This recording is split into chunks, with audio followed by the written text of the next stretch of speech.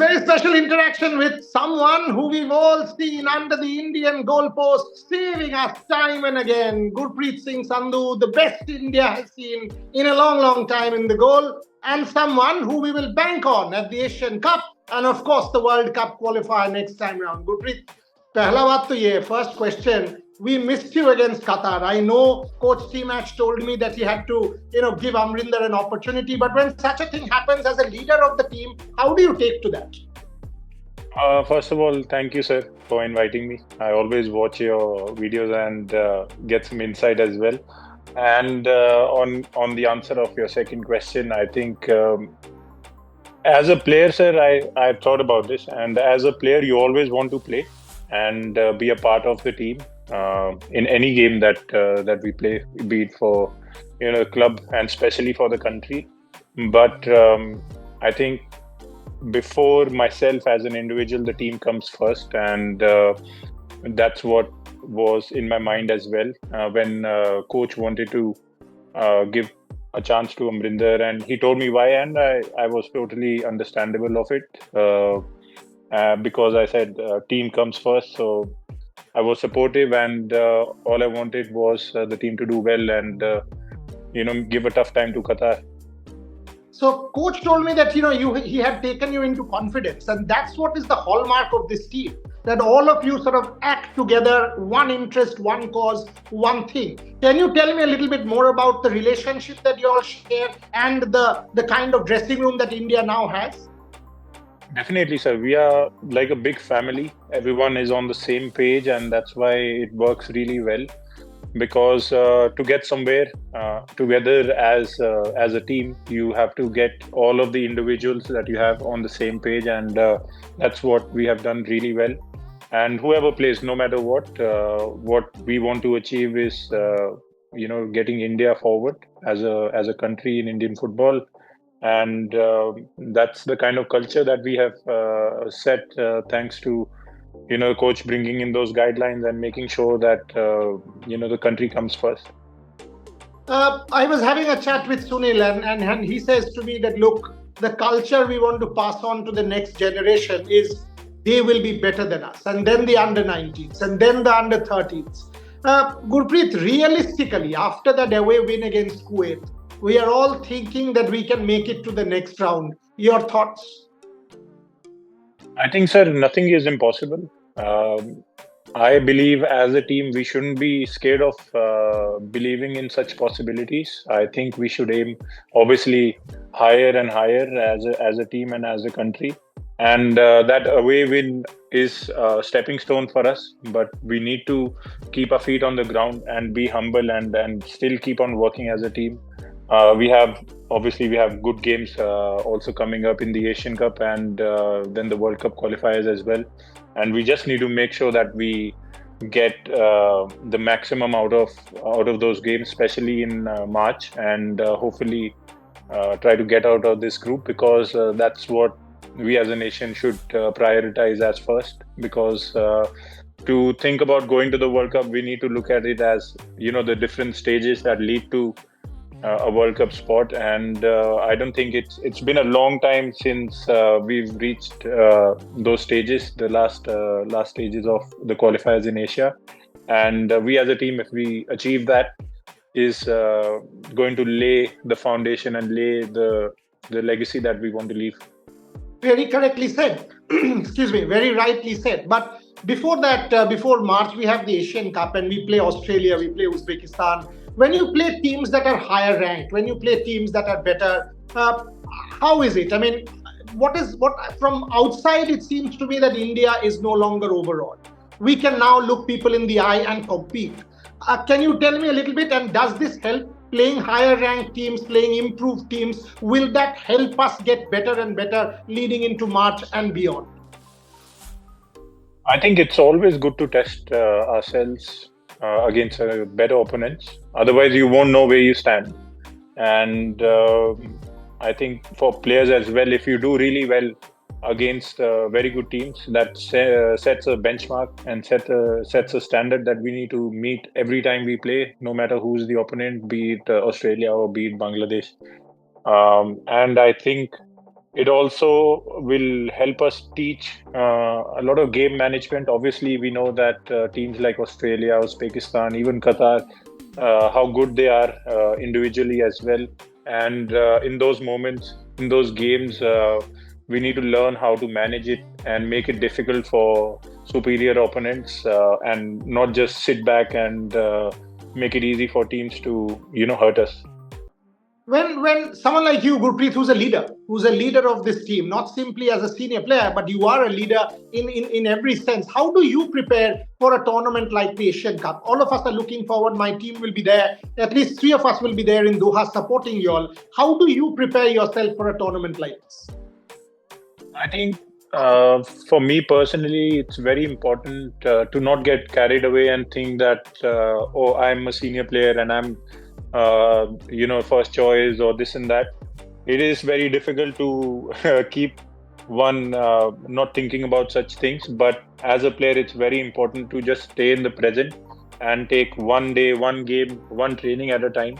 And right now, my focus is just to arrive to that moment and be available for selection, because obviously I want to be a part of such a prestigious tournament. It's like a World Cup for us, so we need to make sure as a team we are fully prepared, and as an individual, I don't want to get carried away and think that I am already a part of it. I need to earn it, in my opinion, and to do that, I need to perform every single day in training, every single game that I get to play before that.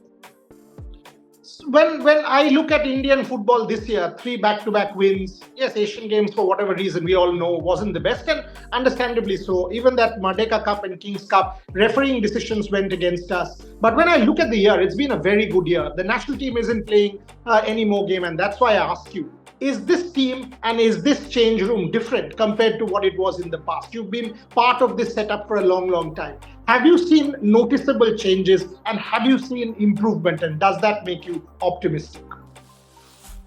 I was lucky enough to see the old dressing room as well, which a lot of youngsters have not seen. A lot of youngsters have not played with Renedy Singh or Baichung Bhutia and Mairajuddin Badu, all these players. So I've been very fortunate in terms of that, and I have seen the kind of evolution that the team has become to. And one of the main reasons of it is Sunil bhai, because he has, with his development as a player, set standards, and as a leader, he's also shown us the difference that one can make with food and proper rest and recovery by elongating his career as well. So I think, yes, there is a big difference between the squad which was there when I was a part of the team in 2010-11 starting and now, because a lot of players have had better education, in not just in football but outside the pitch as well, and that helps. And hopefully we just keep on setting standards of such things, and the new players coming are not just following the basics which now are there, but also bring in new things as well to evolve the culture. Gurpreet, you mentioned Sunil, and that is why one question on Sunil. I mean, when I talk to Sunil, he says, a Qatar player or a Japan player might be more talented, but in terms of effort, I can be equal. And that is the kind of culture I want to bring to our team. I mean, Sunil as leader and captain. And can you just tell me, I mean, you share the dressing room with Sunil at club and country. Just can you explain, understand the passion of this man at 37, 38, 39, whatever his age? It doesn't matter. I mean, can you describe Sunil Chhetri for me? I think most importantly, what I've learned sharing a dressing room with him for the last 13 years is he will never ask someone to do something unless he himself can do it. Like, he will do it, and then he will demand someone to do the same. And that is a big testament of his greatness. And he's ever so hungry, even at the age of 38, 39, like he was, when he was in his 20s. And I think it's just one of, it's a generational kind of player, and we are just very fortunate to witness it. It's, for me, people talk about like how Messi and Ronaldo are. I think Sunil Chhetri should be talking about with the same level of love and passion like they do these legends. And we just need to make sure that we celebrate him as long as he decides to, play football. In fact, I think the love and respect for Sunil has actually exponentially grown in the last few years. And now coming to you, I mean, in your case also, Gurpreet, as India's number one goalkeeper, is now kind of a standard. I mean, when I close my eyes last 6-7 years, there is a kind of subconscious mind which tells me you are there to protect the goal.